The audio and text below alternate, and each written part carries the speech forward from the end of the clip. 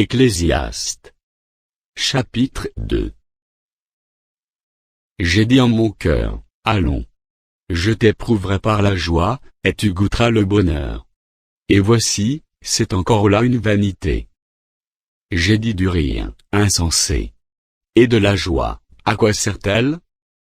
Je résolus en mon cœur de livrer ma chair au vin, tandis que mon cœur me conduira avec sagesse, et de m'attacher à la folie, jusqu'à ce que je visse ce qu'il est bon, pour les fils de l'homme de faire sous les cieux, pendant le nombre des jours de leur vie.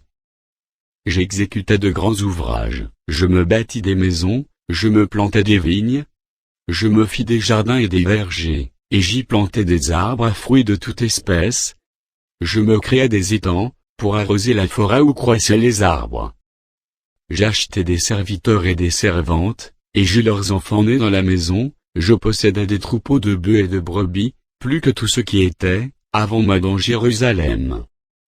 Je m'amassai de l'argent et de l'or, et les richesses des rois et des provinces. Je me procurai des chanteurs et des chanteuses, et les délices des fils de l'homme, des femmes en grand nombre. Je devins grand, plus grand que tout ce qui était, avant moi dans Jérusalem. Et même ma sagesse demeura avec moi. Tout ce que mes yeux avaient désiré, je ne les en ai point privés, je n'ai refusé à mon cœur aucune joie, car mon cœur prenait plaisir à tout mon travail, et c'est la part qui m'en est revenue. Puis, j'ai considéré tous les ouvrages, que mes mains avaient faits, et la peine que j'avais prise à les exécuter, et voici, tout est vanité et poursuite du vent, et il n'y a aucun avantage à tirer de ce qu'on fait sous le soleil. Alors j'ai tourné mes regards vers la sagesse, et vers la sottise et la folie. Car que fera l'homme qui succédera au roi? Ce qu'on a déjà fait. Et j'ai vu que la sagesse a de l'avantage sur la folie, comme la lumière a de l'avantage sur les ténèbres. Le sage a ses yeux à la tête, et l'insensé marche dans les ténèbres. Mais j'ai reconnu aussi qu'ils ont l'un et l'autre même sort. Et j'ai dit en mon cœur, j'aurai le même sort que l'insensé, pourquoi donc ai-je été plus sage?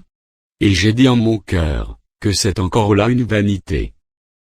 Car la mémoire du sage n'est pas plus éternelle que celle de l'insensé, puisque déjà les jours qui suivent, tout est oublié. Et quoi? Le sage meurt aussi bien que l'insensé. Et j'ai haï la vie, car ce qui se fait sous le soleil m'a déplu, car tout est vanité et poursuite du vent. J'ai haï tout le travail, que j'ai fait sous le soleil, et dont je dois laisser la jouissance à l'homme qui me succédera.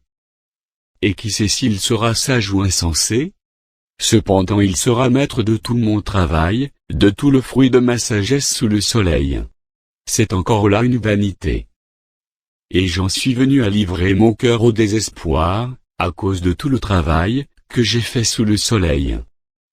Car tel homme a travaillé avec sagesse, et science et avec succès, et il laisse le produit de son travail à un homme, qui ne s'en est point occupé. C'est encore là une vanité et un grand mal.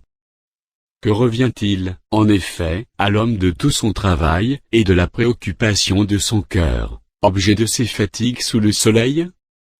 Tous ses jours ne sont que douleur, et son partage n'est que chagrin, même la nuit son cœur ne repose pas. C'est encore là une vanité.